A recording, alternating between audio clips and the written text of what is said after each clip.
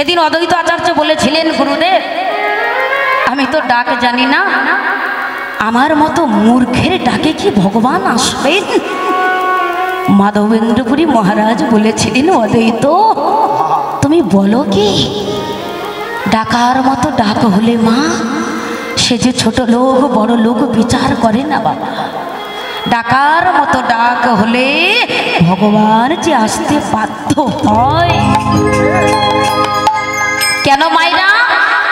না মানুষের দরকার হচ্ছে বাবা ডাক, সঠিক ভক্তি মিশ্রিত ডাক, শক্তি মিশ্রিত ডাক নয়, অহংকার মিশ্রিত ডাক নয়।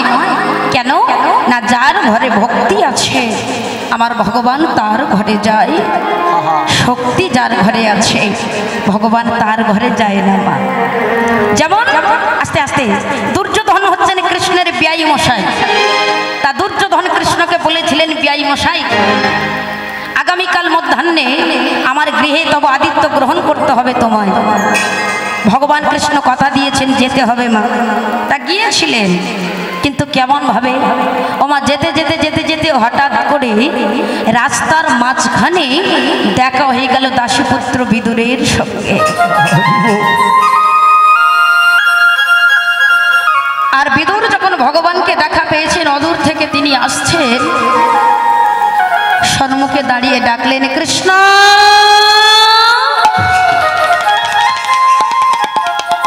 কে? আমি বিদুর। হ্যাঁ বলো কি হয়েছে? আমি শুনেছি তুমি নাকি দুর্যোধনের রাজপ্রাসাদে রাজপ্রসাদ খেতে যাবে। ভগবান বললেন, হ্যাঁ কিন্তু কেন? ওগো দয়াময়, আমি দিন দরিদ্র কাগাল ভিখারি, কোনো দিন হাত পেতে কিছু তোমার কাছে ভিক্ষা চাইনি। তা আজ তুমি ওই রাজপ্রাসাদে যাওয়ার আগে আমার ছোট্ট তালপাতার পর্ণকুঠিরে একটু চরণ ধুলি দিয়ে যাবে। ভগবান সেদিন বলেছিলেন আমি যাব না, কিন্তু বাবা এটা ছিল তার ছলনা। হ্যাঁ গো মা, ডাকার মতো ডাক যদি হয় ভগবান কি সেখানে না এসে থাকতে পারেন বাবা? তাইতে মা বিদুর যখন কাঁদতে কাঁদতে ঘরে গিয়ে দাঁড়িয়েছিলেন, ও মাসিমা এদিক ওদিক তাকাচ্ছেন কেন? রাধে যখন বাড়িতে গিয়ে দাঁড়িয়েছিলেন, তার স্ত্রী বলেছিলেন পরাশরী, বিদুরের স্ত্রীর নাম হলো পরাশরী। কি গো স্বামী, কৃষ্ণ এলো? না আসবে না। সেদিন পরাশরী বলেছিলেন, শোনো স্বামী, আমি তোমাকে বলে রাখলাম আজকের পর থেকে তুমি কোনোদিন তাকে আর ডাকতে যাবে না। বলল কেন? প্রয়োজনে সে আমাদের কাছে আসবে, কিন্তু আমরা আর তার কাছে যাব না। দেখেছেন মায়েরা, এই যে দৃঢ় বিশ্বাস, আত্মত্যাগ, ভগবানের প্রতি অনুরাগ, ভগবান কি সেখানে না এসে থাকতে পারেন বাবা? তাইতে দুর্যোধনের রাজপ্রাসাদের রাজপ্রসাদ ত্যাগ করে বিদুরের ছোট্ট তালপাতার পর্ণকুঠিরে গিয়ে ভগবান দাঁড়িয়েছেন। মাতা পরাশরী গৃহকর্ম করছিলেন, এমন সময় ভগবান গিয়ে ডাকছেন, পিসিমা। কে?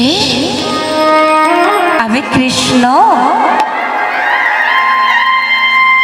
কৃষ্ণ বিশ্ব ব্রহ্মাণ্ডের আদি ঐশ্বর্য ভগবান কৃষ্ণ আমার পর্ণকুঠিরে এসেছে, কিন্তু কিন্তু আমার স্বামী যে বলল তুমি আসবে না।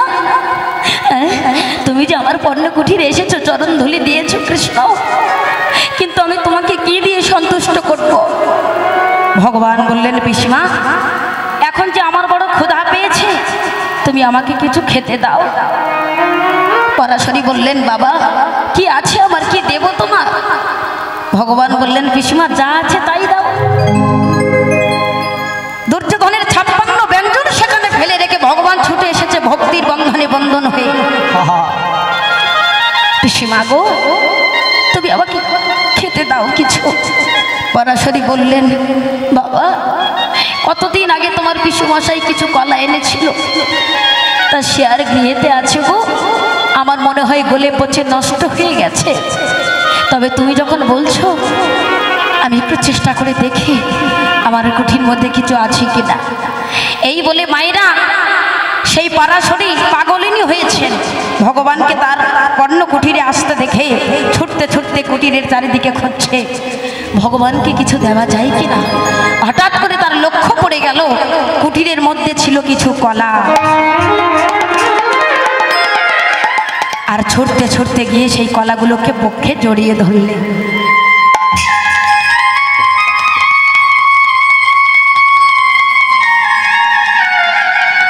কিন্তু মাগো কলাগুলোকে পক্ষে জড়িয়ে ধরে বাদ স্মৃতিশূন্য হারিয়ে মা পরাশরী ছুটতে ছুটতে ভগবানের কাছে এসে তাকে দর্শন করে কলাগুলোকে ছাড়িয়ে কলার শ্বাসগুলো সব মাটিতে ফেলছে আর কলার খাসাগুলো নিয়ে ভগবানের বদনে দিয়ে বলছে, খাও কৃষ্ণ।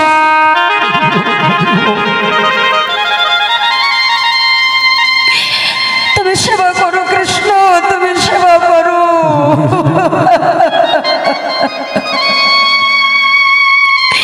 ভগবান যে খাচ্ছেন মা, সেদিকে তার লক্ষ্য ছিল না বাবা।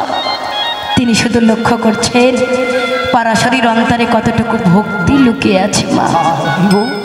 আপনারা যে যেখানে বসে হরিনাম শুনছেন, যেখান থেকে হোক না কেন, যদি হৃদয়ে ভক্তি থাকে মা, তার বাসনা পূর্ণ হবেই হবে। তাই এদিকে মা তো সেবা করাচ্ছেন। বিদুর গিয়েছিলেন গঙ্গা স্নান করতে বাবা। একটা কাপড় ছিল শত ছিদ্র, বুঝতে পারছেন? এখনকার দিনে এমন তো কোনো মানুষ নেই যে তার পরনে বসন জোটে না বাবা। কিন্তু বিদুর এত দরিদ্র ছিলেন, স্নান করে উঠে যে দ্বিতীয় বসন তিনি পরিধান পরবেন, সেই বসন তার ছিল না বাবা।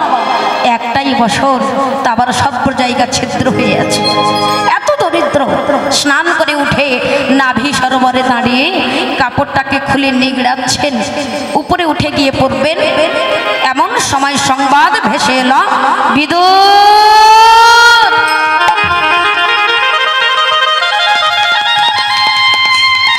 তোমার ঘরে ভগবান কৃষ্ণ এসেছেন। চমকে উঠলেন বিদুর, আমার ঘরে ভগবান কৃষ্ণ? না না, তিনি তো আমাকে বলেই দিয়েছিলেন তিনি তো বড় লোকের ভগবান, তিনি তো গরিবের ভগবান নন। তবে হ্যাঁ, জগতে ভক্ত মুখে শুনিয়াছি তিনি নাকি ভক্তের ভগবান। হ্যাঁ গো, সত্যই কি তিনি ভক্তের ভগবান? তাহলে যে আমায় দেখতে হবে। তাই বিদুর নাভি সরোবরে দাঁড়িয়ে ভগবানের সংবাদ পেয়ে কাপড়টাকে নিগড়াতে নিগড়াতে তার আর পরার কথা মনে রইল না। সেই অবস্থায় ছুটে চললেন পর্ণ কুঠিরে। নিতাই গৌর প্রেমানন্দ হরি।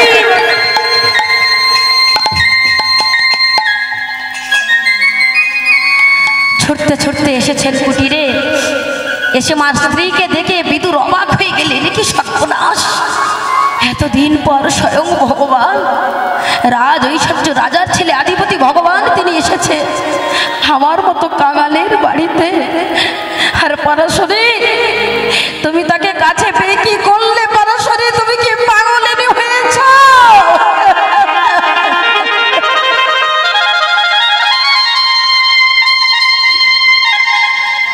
কেন স্বামী, তুমি ভগবানকে কলার শ্বাসগুলো মাটিতে ছড়িয়ে ছিটিয়ে ফেলে কলার খোসা খাওয়ালে? পরাশরী চমকে উঠে সেদিন বলেছিলেন, স্বামী আমি নয় পাগলিনী হলাম ভগবানকে আসতে দেখে, কিন্তু তুমি কি করেছ?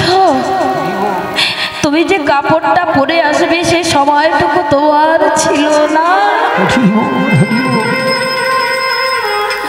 দেখুন মায়েরা, এমন অনুরাগ, এমন ভক্তি প্রেম যদি না আমাদের মধ্যে থাকে, তিনি কি আসবেন? যখন কাঁদছে পরাশরী, বিদুর তাকিয়ে দেখলেন সত্যি তো তাই, আমি উলঙ্গ হয়ে এসে দাঁড়িয়েছি। সেদিন বিদুর গোবিন্দের চরণে শরণাগত হয়ে বলেছিলেন, হে গোবিন্দ, এ জগতে যে পাঁচতলার বাড়িতে জন্মগ্রহণ করে সে উলঙ্গ হয়ে জন্মায়, আবার যে পাঁচতলার বাড়িতে থেকে মরে চলে যায় সে উলঙ্গ হয়েই চলে যায়। মায়েরা, তাহলে আমরা যে বসন করছি এ হলো রঙের বসন। মান রক্ষার জন্য, লজ্জা নিবারণের জন্য এ বসন আমাদের পড়তে হয় বাবা। কিন্তু ভাবতে হবে আসা যাওয়ার রাস্তাটি আমাদের উলঙ্গ রাস্তায় হয়। অতএব হে গোবিন্দ, তোমার চরণে আমার নিবেদন, তুমি যতবার আমাকে এই পৃথিবীতে জন্ম দেবে ততবার এই সংসারে থেকে আমি যে লাঞ্ছনা গঞ্জনা পাচ্ছি, এই যে কামনা বাসনার কালিগুলোকে মাগছি, এগুলোকে ধৌত মোচন করে অহংকার মুক্ত করে ভক্তি মিশ্রিত যুক্ত তোমার শ্রীচরণে দাস করে রেখো। আমি এ জীবনে আর তোমার কাছে কোনোদিন কিচ্ছু চাইব না দয়াময়। তাহলে মাইনা যা কিছু পেলাম সব এখান থেকে পেয়েছি বাবা, তাই না? আর যা শেষ হবে এখানেই শেষ হয়ে যাবে। কেউ মাতৃগর্ভ হতে নিয়ে আসেনি মা, কেউ নিয়েও যাব না। তাহলে সব যদি শেষ হয়ে গেল আমরা নিয়ে যাব কি, সঙ্গে কি যাবে? শেষের দিনে সাক্ষী কে হবে? এই মাহাতো হরি নাম।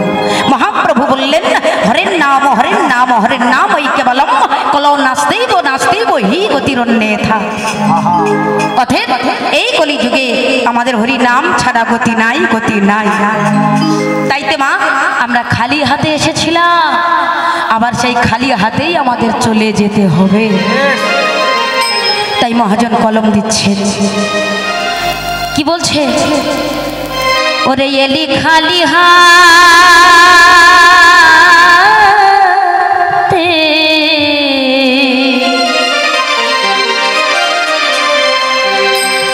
আরে যাবি খালি হাতে,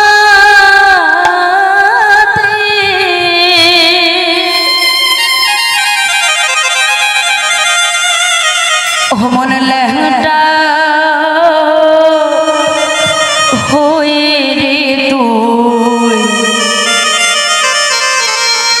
যাবিও পারে পোড়া মন রে, সব ছেড়ে দেনা তারে ওরে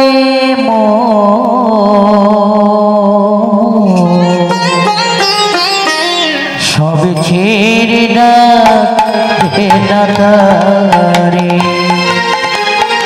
ওই খালি হাতে যাবি খালি হাতে, এলি খালি হাতে যাবি খালি হাতে, ল্যাংটা হয়ে তুই, ল্যাংটা হয়ে তুই যাবিও পারে সবে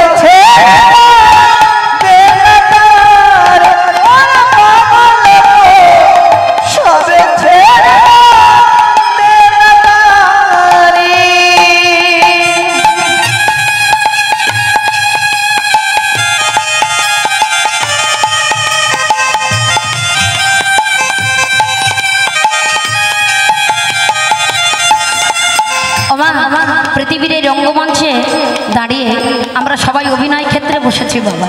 কেমন? সবাই সং সেজেছি। সংটা কেমন? কেউ স্বামী স্ত্রী, কেউ বাবা মা, কেউ ছেলে মেয়ে, কেউ আত্মীয় স্বজন, এই ফ্যামিলি নিয়ে আমাদের সনাতন ধর্ম। তাই সংসার জগতে এসে যাদের একটু অর্থ বেশি হয়ে যায় বাবা, আমি সবাইকে বলছি না, 90% দেখবেন যাদের অর্থ বেড়ে যায় তাদের অহংকারটা একটু বেশি হয়ে যায়। তারা গরিব দুঃখী মানুষকে চিনে না, সম্মান দেয় না, আপন করতে চায় না। কিন্তু ভগবান এখানে বলছেন, কোথায় ছিল তোমার এই টাকার পাহাড়, দালান কটা বাড়ি, সবই যে আমারই দেওয়া, তোর বা আছে কি?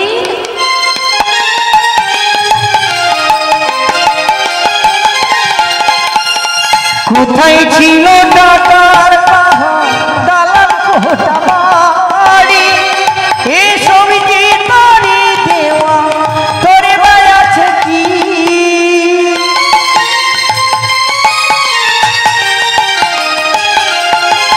ও কোথায় ছিল টাকার পাহাড়, দালান কটা বাড়ি, এসব যে তোরই দেওয়া, নিজের দেহ নয় রে নিজে, নিজের দেহ নয় রে নিজে, নিজের দেহ নয় রে নিজে। বলছে নিজের দেহ নিজের নয়। আপনি যে দাম্ভিক অহংকার করছেন, যে গর্ভেতে অহংকারে মাটিতে পা পড়ছে না, কিন্তু এই দেহটা আপনার নয় বাবা। কেন না, যে মাতৃগর্ভে জন্ম নিলাম, মা বলছেন ওই দেহ আমার। কি গো মা, যে মাটিতে ভূমিষ্ঠ হলাম, মাটি বলছেন ওই দেহ আমার। মৃত্যুর পর 4 জন স্কন্ধে উঠে শ্মশান পর্যন্ত গেলাম। বলো হরি, বলো হরি, জোরসে বলো, প্রেম সে বলো। যখন শ্মশানে গেলাম, মৃতদেহটাকে যখন রাখা হলো, অগ্নি বলছেন ওই দেহ আমার। তাহলে দেখুন, যে অগ্নিতে দেহটা পুড়ে ভস্মীভূত হয়ে যাবে, শেষের দিনে এক মুঠো ছাই ছাড়া আর কিছু হবে না বাবা। সেই জন্য বলছে নিজের দেহ নয় রে নিজে, নিজের দেহ নয় রে নিজে, ওগো নিজের দেহ নয় রে নিজে, একদিন পুড়ে হবে সে সবে ছেড়ে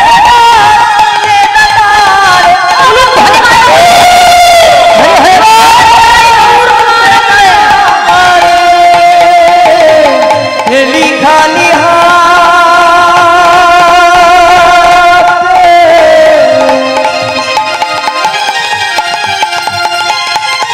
ওরে বাজারে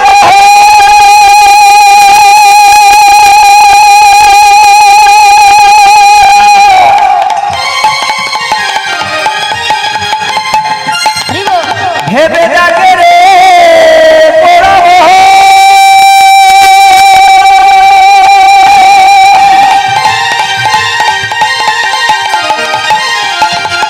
দুদিনে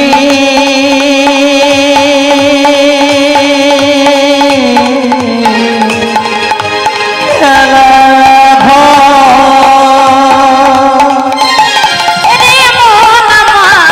সবে ছেড়ে ডাক দে না তারে, রে মন আমার, মন আমার, আমার সবে ছেড়ে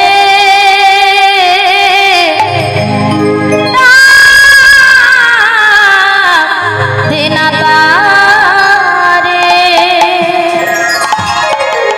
বলিয়ে নবদ্বীপ ধাম কি, গৌর চাঁদ কি, সবার হাত উঠলো নাকি?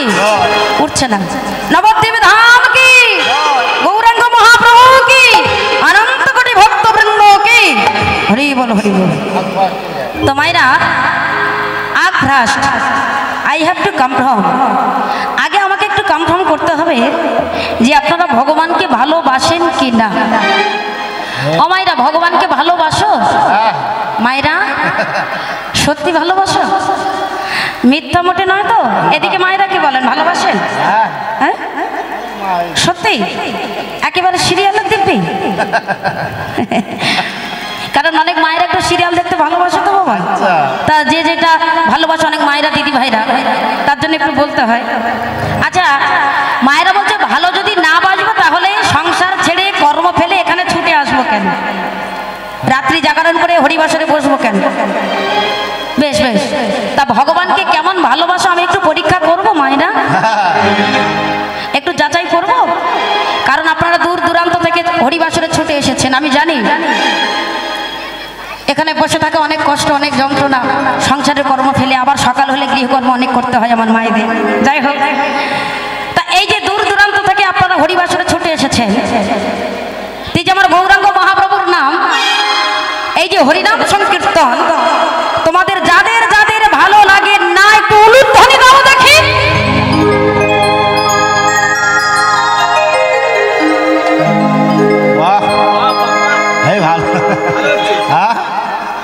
না না চলুক, বন্ধ হলো কেন?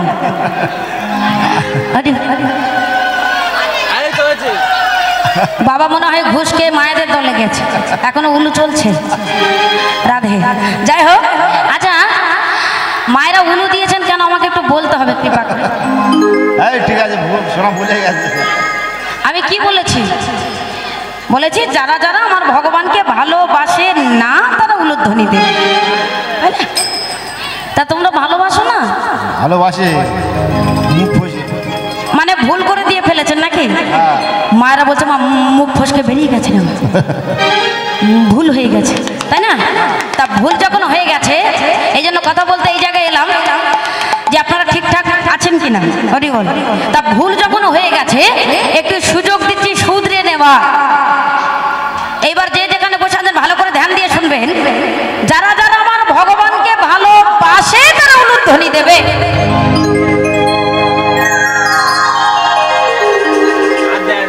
মারা ভুল করে ভয় হয়ে গেছে।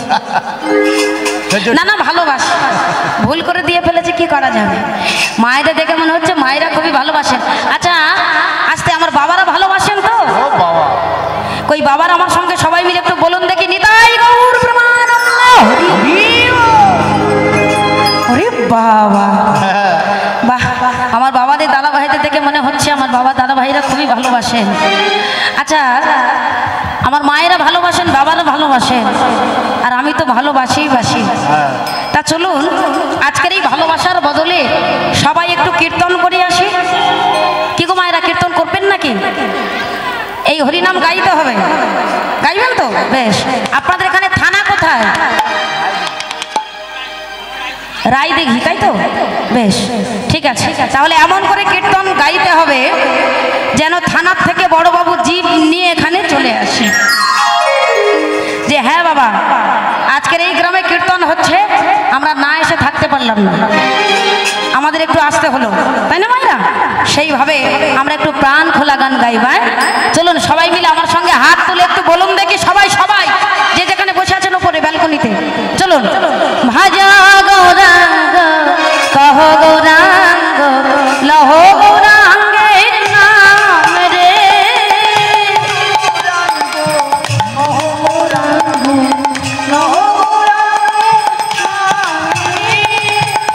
কৃপা করে আমার ডান দিকে যে বাবারা দাদারা বসে আছেন একটু হাত তুলবেন, মায়েরা তুলবেন, সবাই বাজনে একটু আসতে বাজবে, সবাই মিলে বলবে চলো।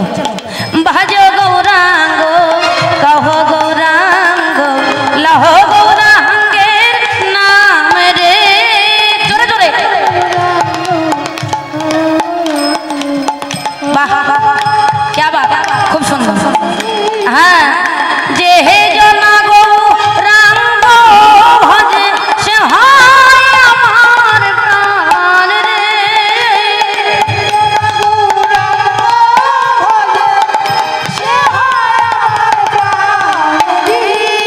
ও প্রভাত কালে হা গৌরাঙ্গ যে বাহলে মার রে, প্রভাত কালে হা গৌরাঙ্গ যে বলে একবার রে, আজ সে জানুয়া মার হয়ে দেখো আমি হই তার রে, সে জনার হয়ে দেখো আমি হই তার রে। এইবারে যেভাবে বলবো হাত তুলে নেচে নেচে হেলে দিলে নবদ্বীপ ধাবে। চলুন সবাই মিলে ভাজ গৌরাঙ্গ কহ গৌরাঙ্গ কহ গৌরাঙ্গের নাম রে, হরি বল। ভজ গৌরাঙ্গ কহ গৌরাঙ্গ কহ গৌরাঙ্গের নাম রে, ভজ গৌরাঙ্গ কহ গৌরাঙ্গ কহ গৌরাঙ্গের নাম রে।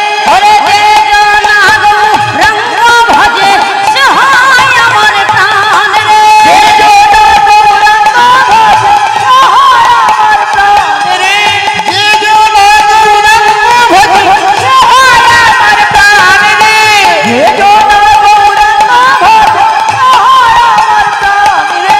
ভজ গৌরাঙ্গ লহ গৌরাঙ্গ কহ গৌরাঙ্গের নাম রে, ধ্বনি রে ধ্বনি।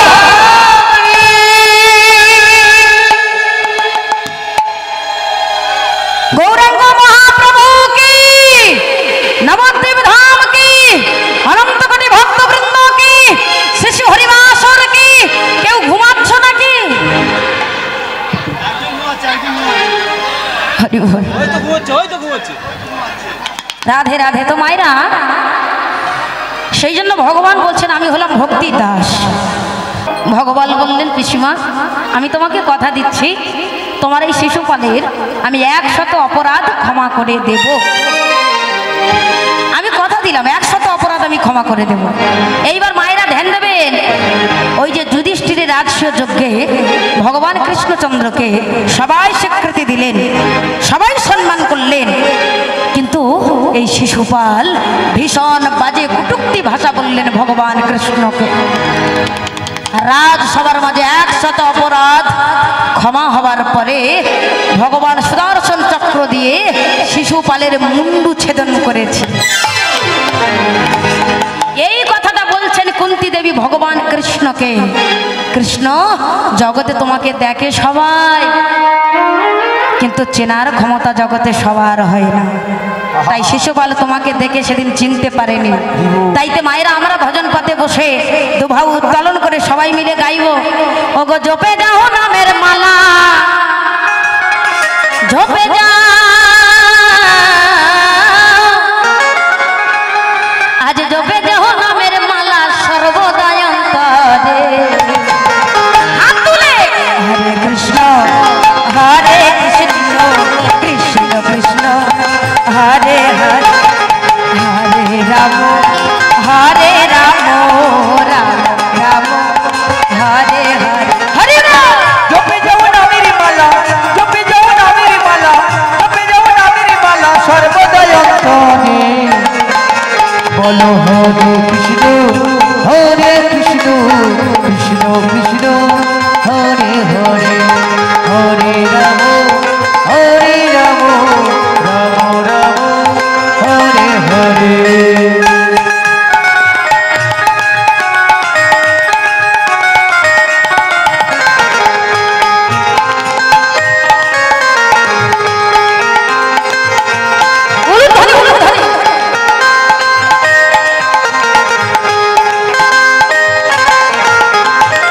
এই নামে যে বা ভজে মনোহর সোনা,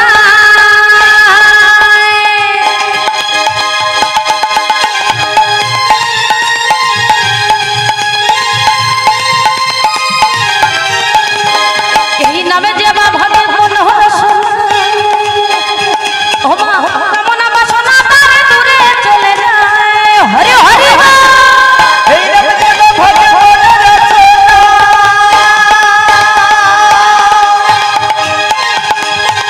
কামনা বাসনা তারে দূরে চলে যায়। নামের গুণে অন্ধজনে দেখতে সবই পারে, নামের গুণে অন্ধজনে দেখতে সবই পারে। অন্ধ মানুষ তারা দৃষ্টিশক্তি হারিয়ে পথ চলতে পারে না, কিন্তু আমার ভগবানের কৃপায় হরিনামের এমন একটা মহাশক্তি, কেউ যদি হরিনামকে আশ্রয় করে অন্ধ মানুষ তারা হরিনামের শক্তিতে দৃষ্টি পায়। আর নামের গুণে খোঁড়া নাকি, নামের গুণে নামের গুণে খোঁড়া নাকি গিরি লঙ্ঘন করে। হরে কৃষ্ণ কৃষ্ণ কৃষ্ণ হরে হরে, হরে রাম রাম রাম হরে হরে।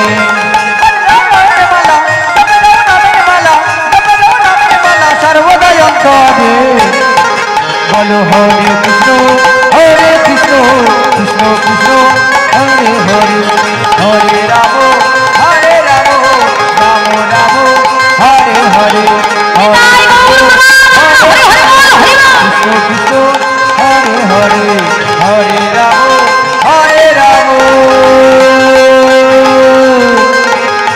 রাম রাম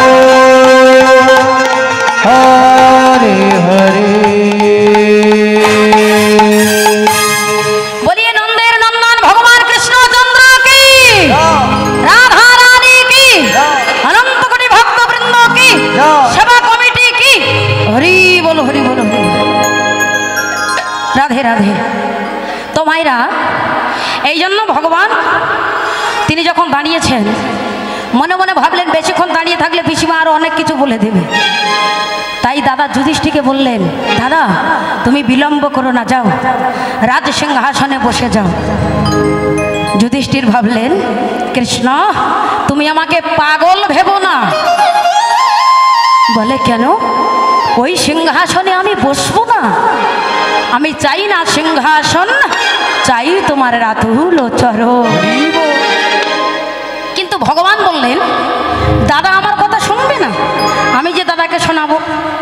কি করে শোনাচ্ছে দেখুন, আস্তে আস্তে গঙ্গাপুত্র ভীষ্ম, যার নাম ছিল দেবব্রত, ইচ্ছা মৃত্যু বর দিয়েছিলেন ভীষ্মকে বাবার জন্য, মৎস্যগন্ধার বিবাহের জন্য। তাইতে বলেছিলেন যে আমার ইচ্ছা মৃত্যু হোক। আমার প্রশ্ন আপনাদের এখানে একটাই, কীর্তন শুনতে এসেছেন যখন, কিছু দেখে যান শুনে যান মা, বলুন তো সেই ইচ্ছা মৃত্যু বর পাওয়া ভীষ্ম কেন ষড়সজ্জায় সজ্জিত, সারা দেহে তীরবিদ্ধ হয়ে আছে, যন্ত্রণায় ছটফট করছে, তাও কেন মরছে না? কি গো মা, সে তো মরতে পারতো, সারা দেহে তীর। তীরগুলো কেমন? প্রত্যেকটা অপরাধের প্রায়শ্চিত্তের তীর। সেই তীরগুলো কোথার থেকে এলো? মায়েরা অনেকে জানেন তো, দ্রৌপদীর বস্ত্রহরণ হয়েছিল, আপনারা শুনেছেন। ওই বস্ত্রহরণের সময় সেখানে রাজসভার মাঝে মহান মহান ব্যক্তি বসে আছেন। এমন সময় দুর্যোধন আদেশ করলেন দুঃশাসনকে, যাও দাসী পাঞ্চালীকে টানতে টানতে আমার রাজসভায় নিয়ে এসো। দুঃশাসন আদেশ পেয়ে দ্রৌপদীর চুলের মুঠিটা ধরে আর টানতে টানতে নিয়ে আসছে।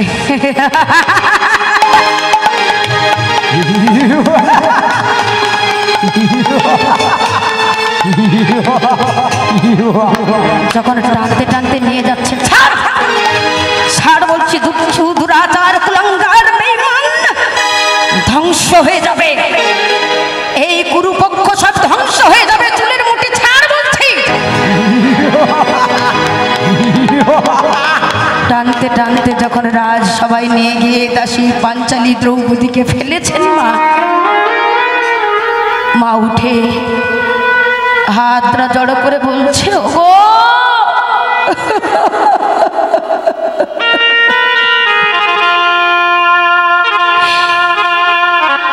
তোমরা কি কেউ নেই? তোমাদের কুলবধূর মান হরণ হয়ে যাচ্ছে, দাসী দ্রৌপদীকে সবাই আঘাত করছে, ব্যাঘাত দিচ্ছে, রাজসভার মাঝে সবাই মৌন হয়ে বসে আছো। এমন সময় দুর্যোধন আদেশ করলেন, যাও দাসী পাঞ্চালীর বস্ত্র হরণ করে নাও। যখন আদেশ দিয়েছেন, দুঃশাসন ছুটতে ছুটতে গিয়ে দাসী দ্রৌপদীর বসন ধরে যখন টানছে, মা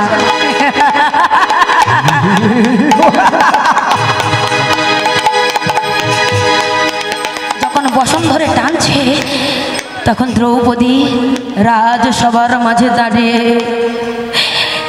একজন নারীর যদি মান চলে যায়, মা আপনারা এতগুলো নারী বসে আছেন, রমণী বসে আছে, আপনাদের মান যাবে না। রাজসভার মাঝে দাঁড়িয়ে দ্রৌপদী কাঁদতে কাঁদতে বলছে, ওগো আজ এতগুলো মহান মহান ব্যক্তি যে বসে আছো, সবার সামনে আপনাদের কুলবধূর মানহানি হচ্ছে, বস্ত্রহরণ হয়ে যাচ্ছে, আপনারা বসে বসে এখনো মৌন হয়ে আছেন, দাঁড়িয়ে দেখছেন, বসে দেখছেন, কেউ কি নেই দাসী দ্রৌপদীর মান রক্ষা করে? তবে হ্যাঁ, আজ এই রাজসভার মাঝে যার পাঁচটা স্বামী, কত শক্তিশালী, কত বুদ্ধিমান, তারা আজ কোথায়? সবাই মৌন হয়ে মাথা নত করে বসে আছে, কিন্তু কেন কেন আমি বুঝতে পারছি না।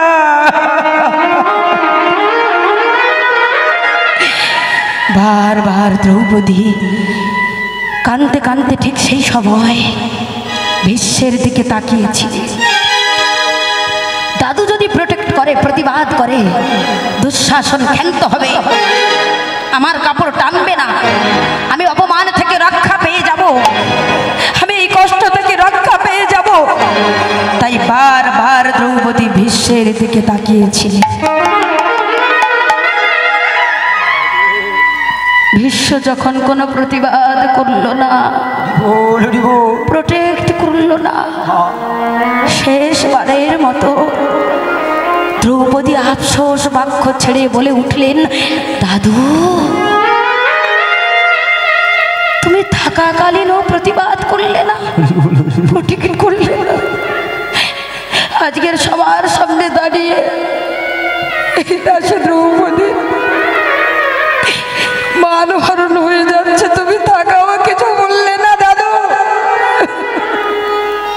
তাই সবার সামনে দাঁড়িয়ে অপমান বিদ্ধ হয়ে আজ মানহানি হয়ে এই যে দাসী দ্রৌপদীর চোখ দিয়ে জলগুলো পড়ছে টপ টপ করে, আজ আমিও কথা দিচ্ছি, পৃথিবীতে যদি ভগবান থেকে থাকে, একদিনের জন্য আমি যদি তাকে আরাধনা ভক্তি করে ভালোবেসে থাকি,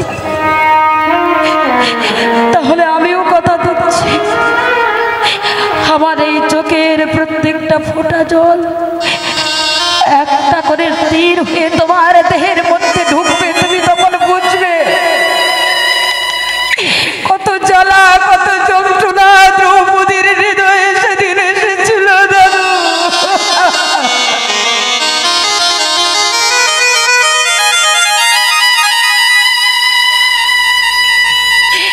তুমি বুঝবে সেদিন কত জ্বালা যন্ত্রণা আমার হৃদয়ে এসেছিল। সেই দ্রৌপদীর ব্যথার জলের চোখের জলের তীরগুলো বিদ্ধ হচ্ছে। এইবার রাজসভার মাঝে দাঁড়িয়ে কোনো উপায় না পেয়ে বারবার চারিদিকে তাকাচ্ছেন, কে আছো, কে আছো? দাসী দ্রৌপদীর মান রাখার মতো রাজসভার মাঝে কেউ নেই। তাহলে যার পাল্টা স্বামী এত শক্তিশালী, তারা কোথায়? ও আজ বুঝলাম, এই রাজসভার মধ্যে আমার যে 5টা স্বামী রয়েছে, এ হলো সংসারে আমার সাজা স্বামী, যারা উঠতে বসতে সংসারে সাজা দেয়। এটা নাও, এটা দাও, ওটা নাও, ওটা শোনো, এ হলো সাজা স্বামী। মাগো, এই জগৎ সংসারে সবার আমাদের যে স্বামী রয়েছে, এ হলো আমাদের সাজা স্বামী। মা, এই সাজা স্বামীর কাছ থেকে মুক্তি পেতে গেলে আর একজন স্বামী আমাদের জগতে বসে আছে, সেই জগৎপতি দীনবন্ধু জগৎপতি জগৎ স্বামীর কাছে আশ্রয় দিলে আমাদের লাঞ্ছনা গঞ্জনা যন্ত্রণা বাসনা সব মুক্ত হয়ে যাবে। দ্রৌপদী কোনো উপায় না পেয়ে হাত জড় করে অবশেষে বসন ধরে রাখতে পারছে না, হাতটা জড় করে বলে উঠলেন, গোবিন্দ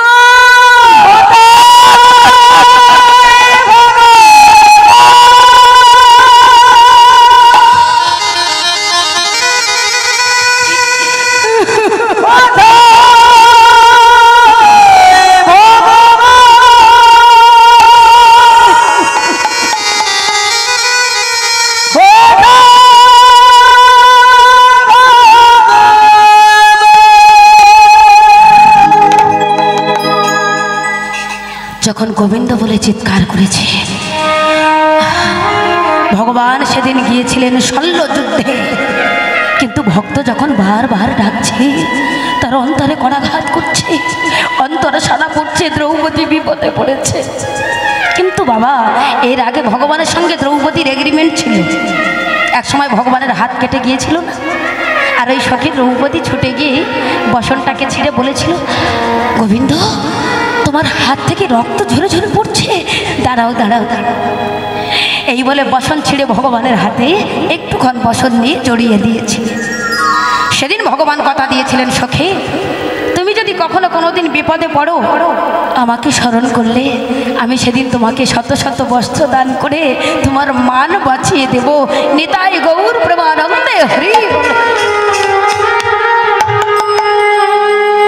তাই ভগবান দ্রৌপদীর ডাকে এক গুণ দেওয়ার ফলে তিনি শত শত গুণ দিয়ে বস্ত্র দান করে তার মান বাঁচিয়েছিলেন। মায়েরা, এই জন্য ভগবানকে কেউ যদি ভালোবেসে এক গুণ দেয় আর তাকে ভালোবেসে পরক্ষণে আপনি যদি ভুলে যান, কিন্তু সে যে ভোলার নয় গো, সে যে আপন করে আমাদের কাছে টেনে নেয়, এমন ভালোবাসার মানুষকে কি দূরে রাখা যায় গো? তাই সেই দ্রৌপদীর ব্যথার জলের চোখের জলের তীরগুলো মা ভীষ্মের সারা দেহে বিদ্ধ হয়েছিল। এইবার ভীষ্মদেব যখন ষড়সজ্জায় পড়েছে, হস্তিনাপুরে কত মানুষ কত ভক্ত এসে তাকে প্রণাম করছে, তখন কৃষ্ণচন্দ্র দাদা যুধিষ্ঠিরকে বলেছিলেন, দাদু তো মরে যাচ্ছে, তা তুমি যাও এই সময় গিয়ে কিছু রাজনীতি শিখে নাও, কিছু কথা জেনে এসো। তা যুধিষ্ঠির গিয়ে প্রণাম করে বলেছিলেন, দাদু তুমি তো চলে যাবে, তা চলে গেলে আর তো পাবো না, যাবার আগে আমাকে কিছু রাজনীতি শিক্ষা দিয়ে যাও। তখন ভীষ্মদেব ফার্স্ট কথায় বলেছিলেন, মা অন্যায়কে প্রশ্রয় দিও না, অন্যায়কে প্রশ্রয় করো না। পাশে দ্রৌপদী দাঁড়িয়েছিলেন, সেদিন হো হো করে হেসে উঠলেন।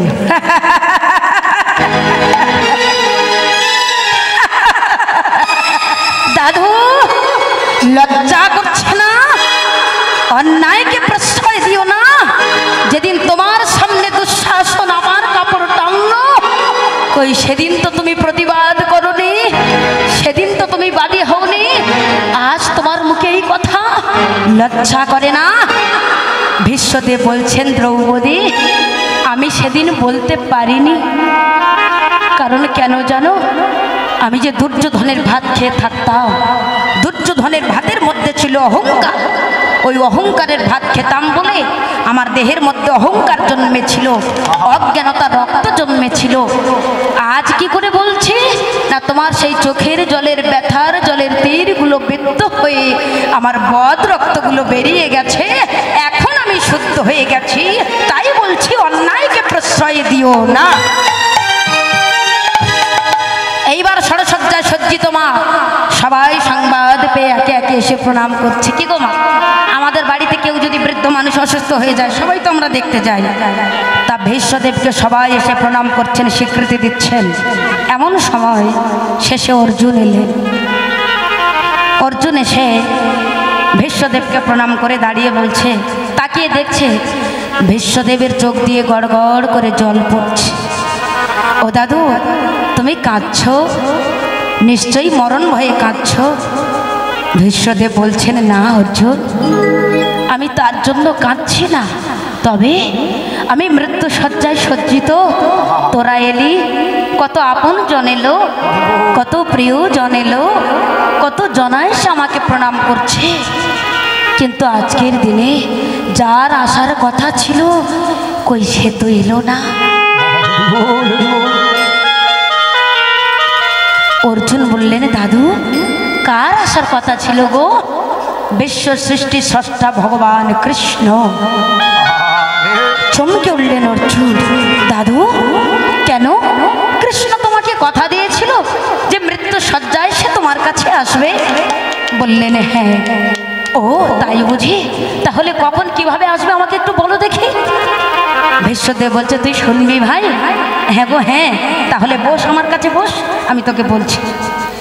তা ভীষ্মদেব বলছে, ছোট্ট করে বলছে, জানিস ভাই কুরুক্ষেত্রে 5 দিন যুদ্ধ হয়ে গেছে, দুর্যোধনের অনেক ভাই মারা গেছে। একদিন সন্ধ্যাবেলায় দুর্যোধন এসে আমাকে ডাকছে, দাদু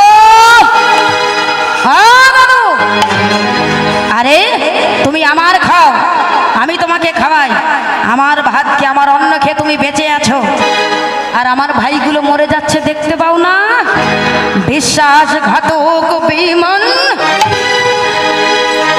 কত উল্টো পাল্টা কথা বললেন না, অসভ্য মানুষ তো, সম্মানী লোকের সম্মান দিতে জানেন না দুর্যোধন। এগুলো হলো ধ্বংসের কারণ।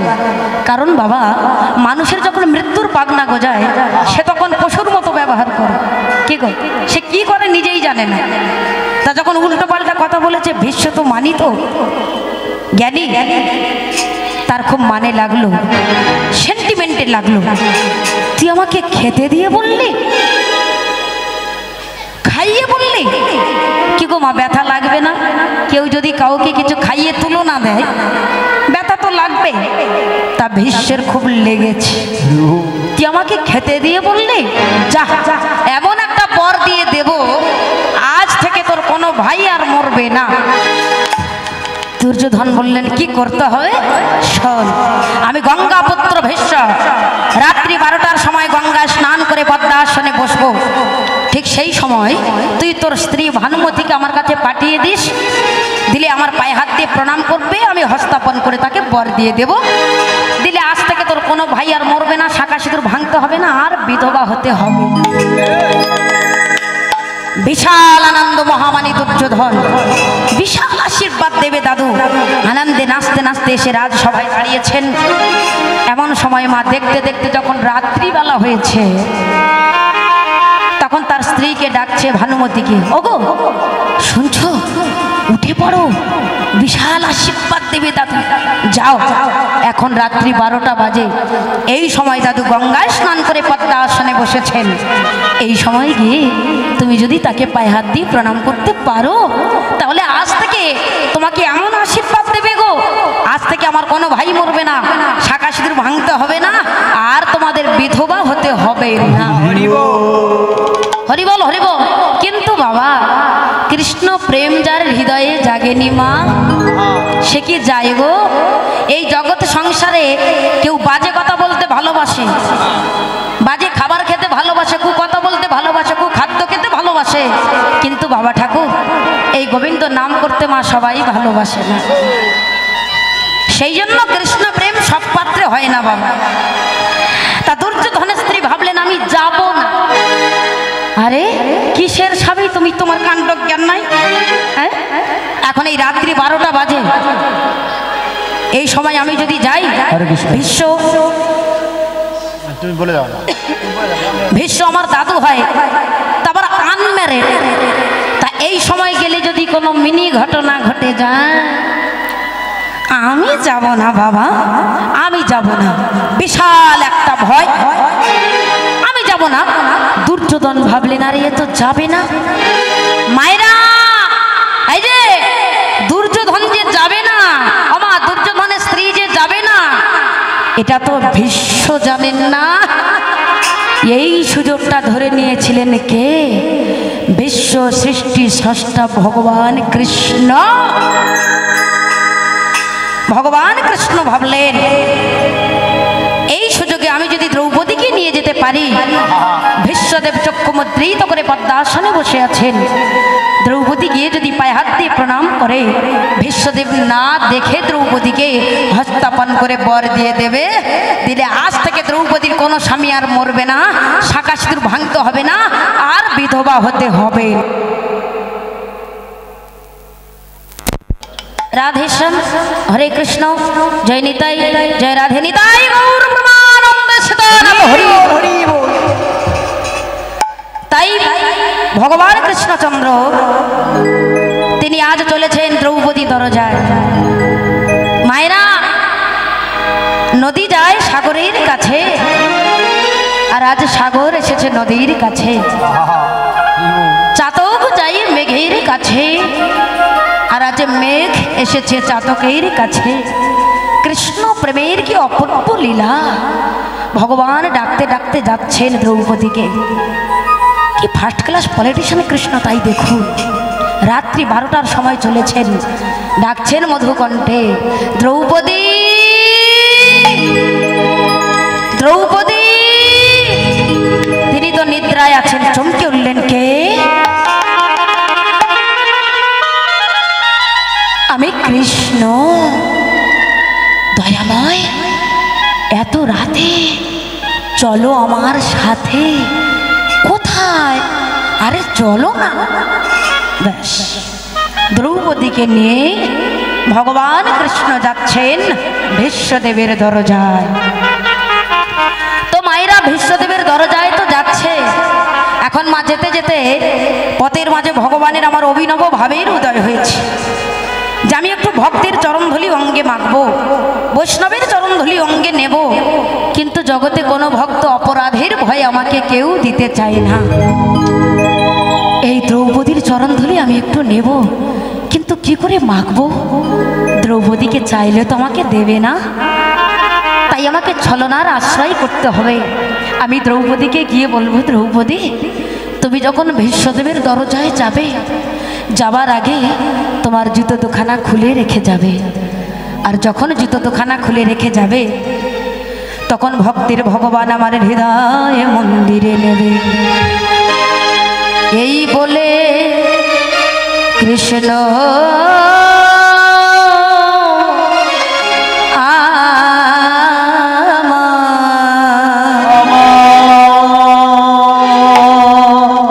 দ্রৌপদীকে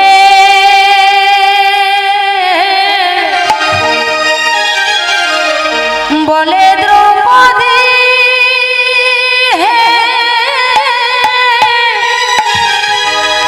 একবার কথা শোনো দ্রৌপদী,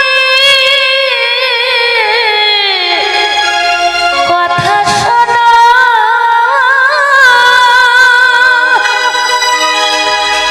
তোমার কাছে বলি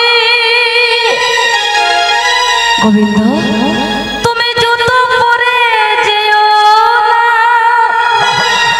খটখট করে শব্দ হবে, দারুর ধ্যান ভেঙে যাবে, তোমাকে দেখতে পাবে, তাই করি মানা, জুতো পরে যেও না, দেখতে পেলে বর দেবে না। দ্রৌপদী তো জানে না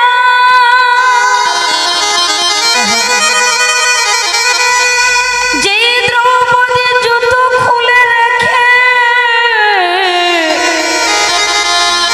চলে গেল,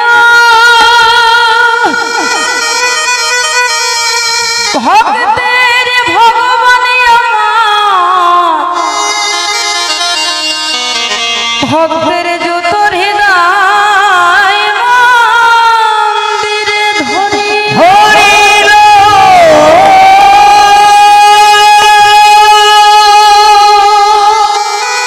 যার জন্য জগৎ কাঁদে,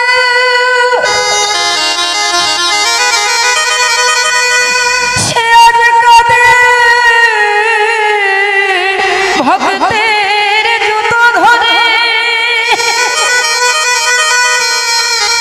দ্রৌপদী পিছনে তাকিয়ে দেখছে,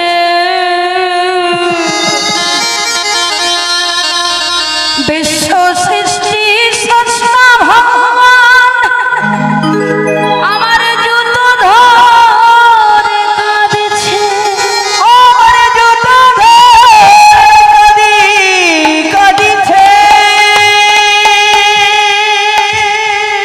দ্রৌপদী অবাক হয়ে বললেন, দয়াময়, তুমি আমার জুতো ধরে কাঁদছো যে? গোবিন্দ বলেছিলেন, দ্রৌপদী, আমার মনে বড় বাসনা ছিল যে তোমার জুতো দুখানা পরিপূর্ণ করে আমার বাসনার হৃদয়ে পরিপূর্ণ করে নেব। এই হৃদয়ে ধরে আমার মনের বাসনা আমি পূর্ণ করব। তাই দ্রৌপদী, তোমার জুতো দুখানা আমার হৃদয়ে ধরেছি। সেদিন দ্রৌপদী বলেছিলে, দয়াময়, চরণ যদি তোমার দরকার ছিল, জুতো যদি দরকার ছিল, তুমি আমাকে বলনি কেন? বললে কি করতে? কেন আমার চরণ আমি তোমাকে দিয়ে দিতাম? তোমার অপরাধ হতো না। সেদিন দ্রৌপদী বলেছিলেন, দয়াময়, তোমাকে সুখ দিতে যে যদি আমার কঠিন জনম নরকগামী হতে হয়,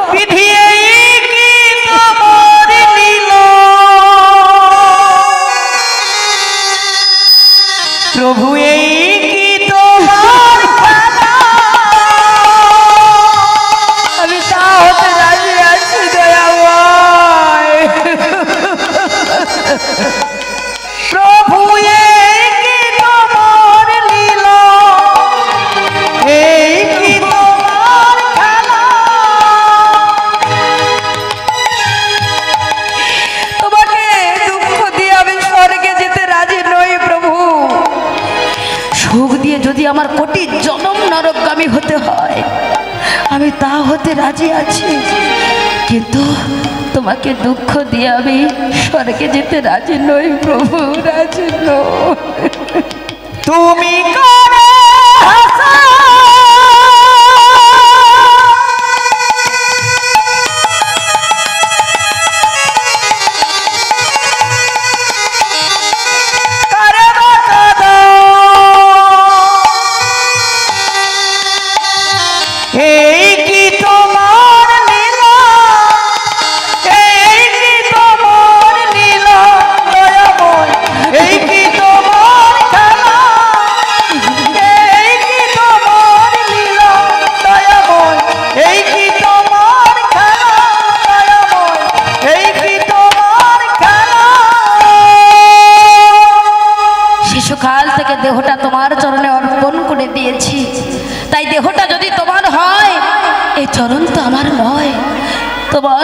তুমি ধরে কাঁদবে, তাতে আমার অপরাধ কোথায়? আমি যে জীবন যৌবন সমস্ত কিছু তোমার চরণে সঁপে দিয়েছি। দ্রৌপদী যখন দাঁড়িয়ে দাঁড়িয়ে কাঁদছে মা, ভগবান বললেন, দ্রৌপদী আমি আজ তোমার পরীক্ষায় জয়ী হয়েছি, যাও তুমি দাদুকে গিয়ে পায়ে হাত দিয়ে প্রণাম করো। দ্রৌপদী কাঁদতে কাঁদতে ছুটতে ছুটতে এসে বিশ্বদেব যেখানে বসে আছেন মা, সেখানে গিয়ে পায়ে হাত দিয়ে প্রণাম করলেন।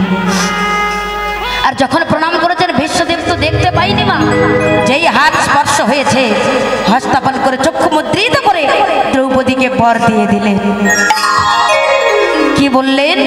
অখণ্ড সৌভাগ্যবতী ভবা, তোমার শীতের সিঁদুর রক্ষায় হয়ে থাক, তুমি সৌভাগ্যবতী রমণী হও। দ্রৌপদী বললেন, দাদু তাই যেন হয়, তাই যেন হয়। বিশ্বদেব চমকে উঠলেন, কে কে তুমি? তোমার কণ্ঠস্বর শুনে মনে হচ্ছে তুমি দুর্যোধনের স্ত্রী নাও, তুমি কে? দ্রৌপদী বলছেন, দাদু আমি দ্রৌপদী, আমি পাঞ্চালী। তুমি এখানে কি করে এলে?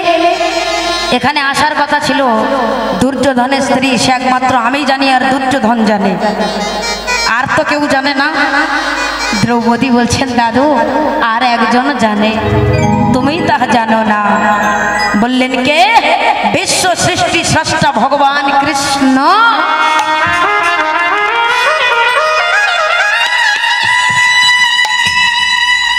কোথায় সেই কৃষ্ণ? তোমার দরজার সামনে, ভিতরে আসলো না কেন? বলছে, দাদু এখানে যত ঘর বসে আছে সবার ঘরের সামনে আমার ভগবান কৃষ্ণ আছে। মাগো, যে ডাকে তার ঘরে যায়, যে ডাকে না তার ঘরে যায় না। তুমি একবার ডেকে দেখো, সে আসবেই। কি গো বাবা, তিনি আছেন বলে তো আমাদের এত আহাজার। তিনি চলে যান, সব অথর্ব হয়ে পড়ে থাকবে।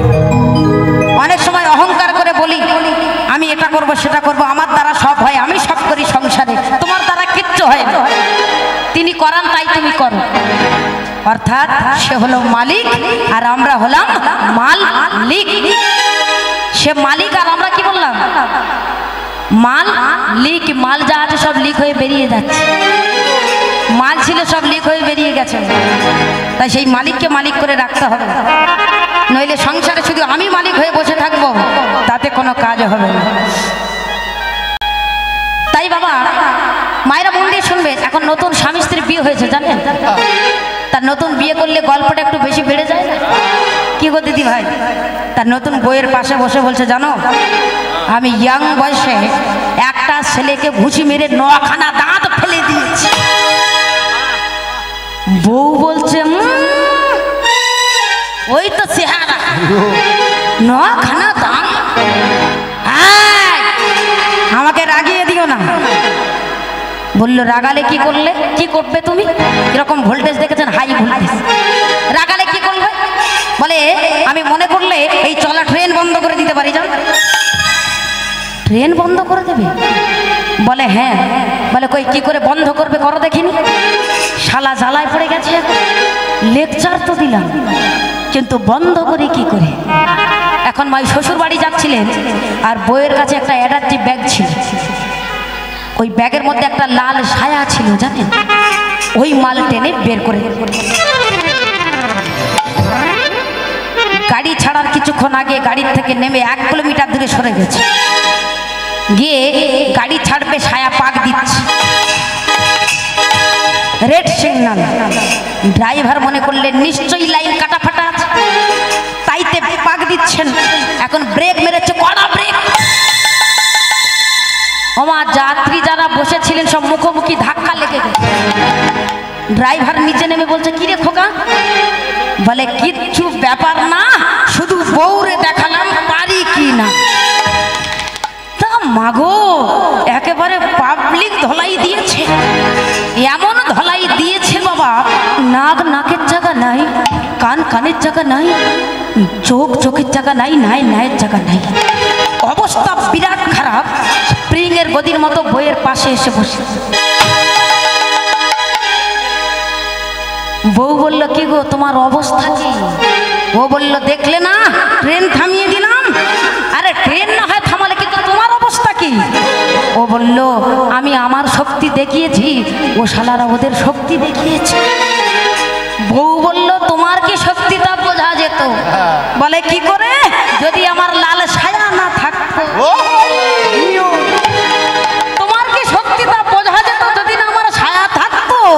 তদ্রূপ আমার দ্বারা সব হয়, আমি সব করি, জগতে কার কি শক্তি তা বোঝা যেত যদি পরমাত্মা রূপে আমার গোবিন্দ না থাকতো। নিতাই গৌর প্রেমানন্দে। তাইতে মায়েরা আর বিলম্ব নয়, আমরা ভগবানের আধ্যাত্মিক জগতের কিছু গোপন কথা, অনেক ভক্তির কথা শুনলাম। এইবার একটুখানি যাব বৃন্দাবন লীলার দিকে। আপনারা বৃন্দাবনে যাবেন তো? নবদ্বীপে ছিলাম, এইবার একটুখানি বৃন্দাবন থেকে সবাই ঘুরে আসি। চলুন তার আগে একটু রাধারানীর আমরা স্মরণ নিয়ে নিই, কারণ বৃন্দাবন লীলা শ্রবণ করতে গেলে আগে রাধারানীকে স্মরণ করতে হবে। চলো বলি রাধারানী কি, শ্যাম সুন্দর কি, গিরিধারী লাল কি, বৃন্দাবনের চাঁদ কি, উলুধ্বনি হবে কি?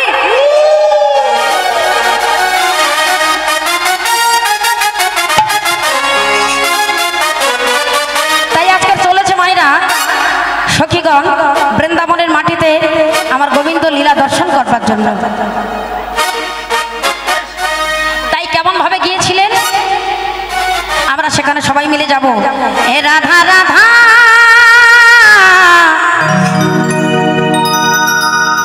হে রাধা রাধা রাধা বলো ওরে মা, ও তোরা যাবি যদি বৃন্দাবন। উলুধ্বনি।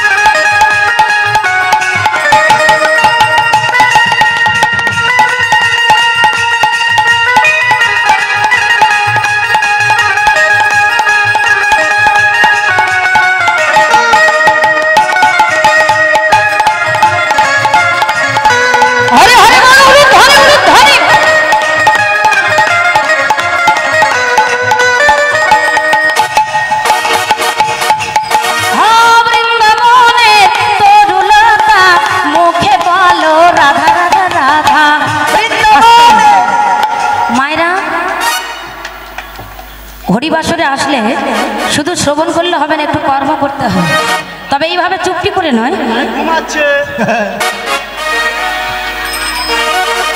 দিদার হাতে লাইট আছে, মা পড়ে যাবে, ধরে নে। হরি বল। তোমার এই বৃন্দাবনে আমরা একটু এইভাবে নয়, দুভাগ উত্তোলন করে ভগবানের কাছে আত্মনিবেদন করব। যে যেখানে বসে আছেন একটু সবাই মিলে হাত তুলে কৃপা করে সবাই সবাই সবাই আমি বলবো বৃন্দাবনের তরুলতা, আপনারা বলবেন রাধা রাধা, জোরে জোরে কিন্তু। চলুন, রেডি? বৃন্দাবনের তরুলতা মুখে বলে রাধা রাধা, বৃন্দাবনের তরুলতা মুখে বলে শুধু রাধা রাধা রাধা। क्या बात, খুব সুন্দর। আরেকবার চলো। বৃন্দাবনের তরুলতা মুখে বলে রাধা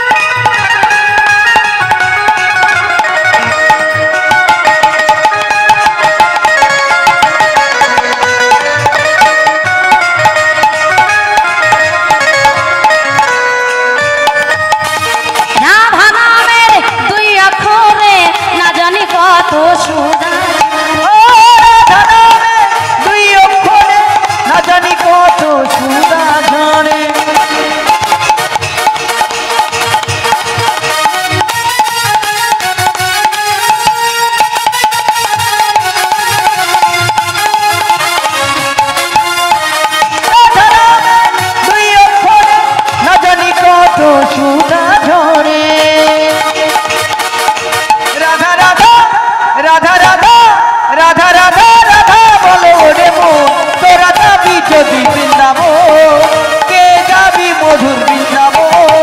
রাজা রাজা রাজা রাজা রাজা চলো রে মন, চলো যাবি যদি বৃন্দাবন।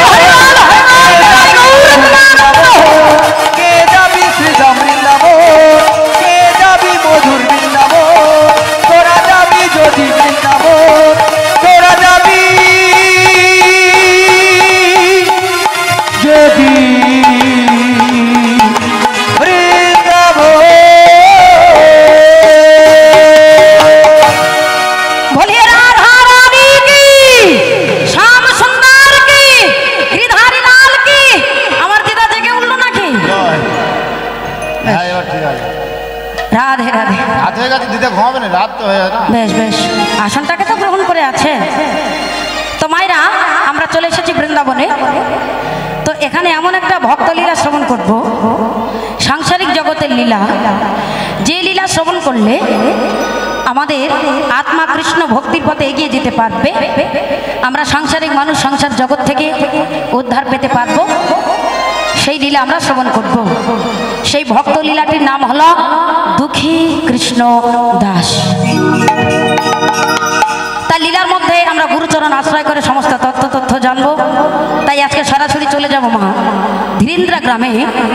একজন ভক্ত ছিল যার নাম হচ্ছেন প্রেমানন্দ দাস, স্ত্রীর নাম হলো সুধাময়ী দাস। কিন্তু মা তাদের সংসার জীবিকা নির্বাহ করতেন কেমন করে? গ্রামের মানুষ সবাই তাদের আটকুড়া বলে ডাকতো।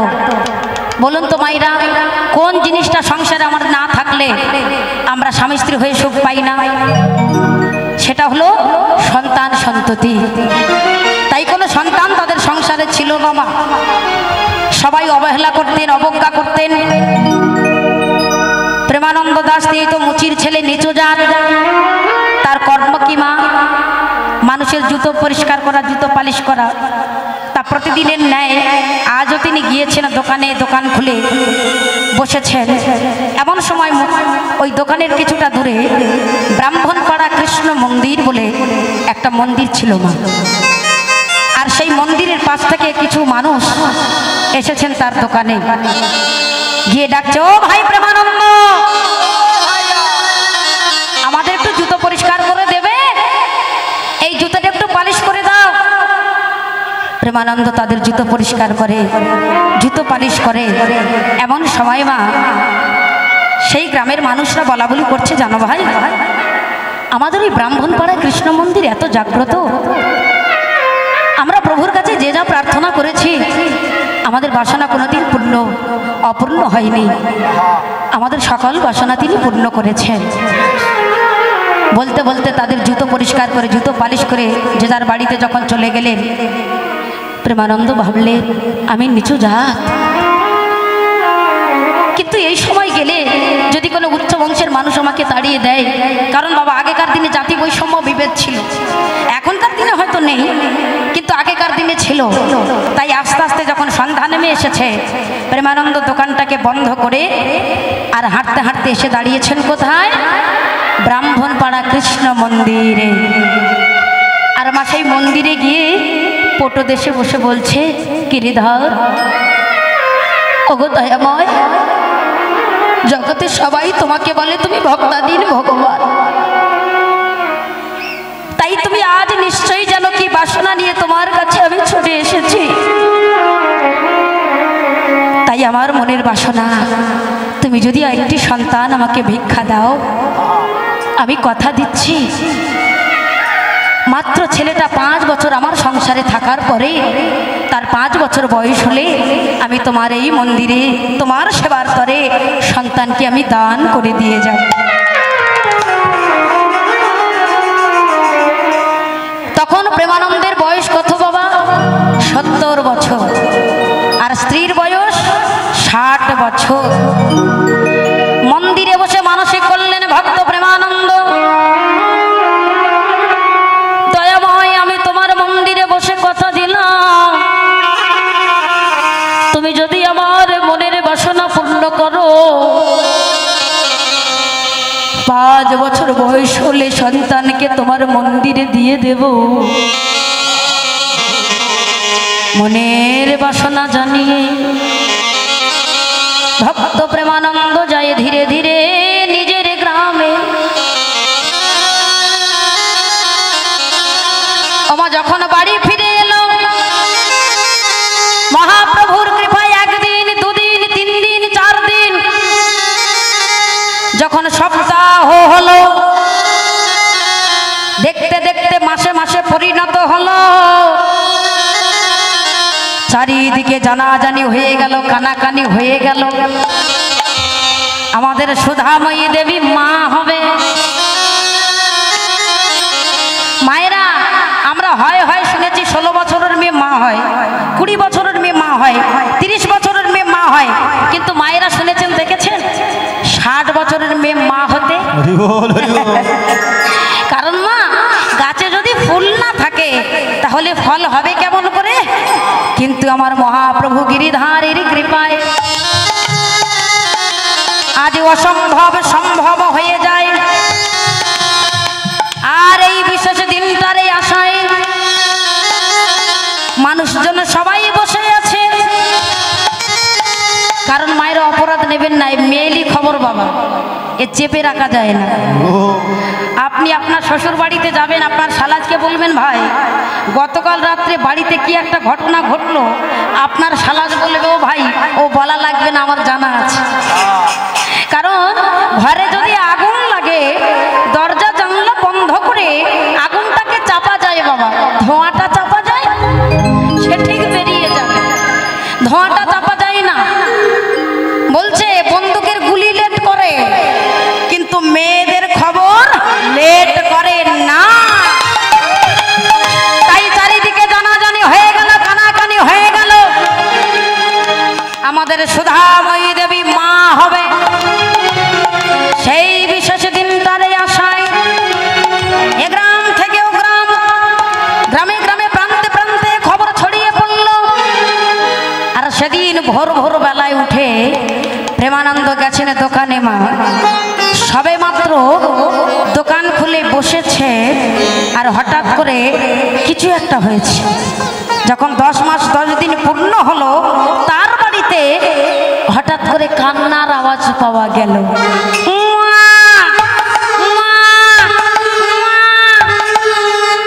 কি হয়েছে গো? প্রেমানন্দের বাড়িতে একটা সন্তানের জন্ম হয়েছে। কে গো মায়ের? আমরা বলি না প্রেমানন্দের ছেলে হয়েছে, এই ভূপালের ছেলে হয়েছে, গোপালের ছেলে হয়েছে। সত্যি করে বলবেন ছেলেটা প্রকৃতপক্ষে কার হয়েছে? প্রেমানন্দের হয়েছে না প্রেমানন্দের স্ত্রীর হয়েছে? কিন্তু আমরা যে বলি ভুল বলি কেন? পূর্বপুরুষ থেকে হয়ে আসছে, তাই আমরা সেই কথা এখনো ভুলতে পারি না, আমাদের বলতে হয় মা। তাই প্রেমানন্দের সন্তান হয়েছে জেনে সবাই গ্রামে গ্রামের মানুষ আনন্দ উৎসবে বিশেষ দিনটার আশায় অপেক্ষায় করেছিলেন। তাই সবাই সংবাদ থেকে 1 গ্রাম, 2 গ্রাম, 3 গ্রাম, 4 গ্রাম খবর প্রান্তে প্রান্তে ছড়িয়ে পড়ল। সবাই একে একে আসছে সেই প্রেমানন্দের বাড়িতে। তখন বাবা দ্বিপ্রহর বেলা হঠাৎ করে একটা কালো রঙের ছেলে ওই প্রেমানন্দের দোকানের সামনে গিয়ে ডাকছে, ও প্রেমানন্দ, দোকান করো বন্ধ, বসে থেকো না গো, করো আনন্দ। প্রেমানন্দ চমকে উঠলেন। ছেলেটার দেখে মনে হচ্ছে 4-5 বছর বয়স হবে, আমার ছেলের বয়সী। তা সে আমার নাম ধরে বলছে প্রেমানন্দ, দোকান করো বন্ধ, বসে থেকো না, করো আনন্দ। ব্যাপারটা এক খোকায় এদিকে এসো। তা ছেলেটা এসে দাঁড়িয়েছে, বলে কি হয়েছে? তুমি আমাকে নাম ধরে ডাকছো, তুমি না আমার থেকে বয়সের ছোট হবে, তুমি আমাকে নাম ধরে ডাকছো যে? তখন সেই কালো রঙের ছেলেটা বলছে, তুমি আমাকে ছোট থেকে ছোট ভেবো না, আবার সুইচ টিপলে আমি বড় হয়ে যাই। মায়েরা ফল্লিং ছাতা দেখেছে? ফল্লিং ছাতা সুইচ টিপলে বড় হয়ে যায় না? কালো রঙের ছেলেটা বলে উঠল, তুমি আমাকে ছোট থেকে ছোট ভেবো না, আমাকে ছোট থেকে ভুল করেছিল বলি মহারাজ।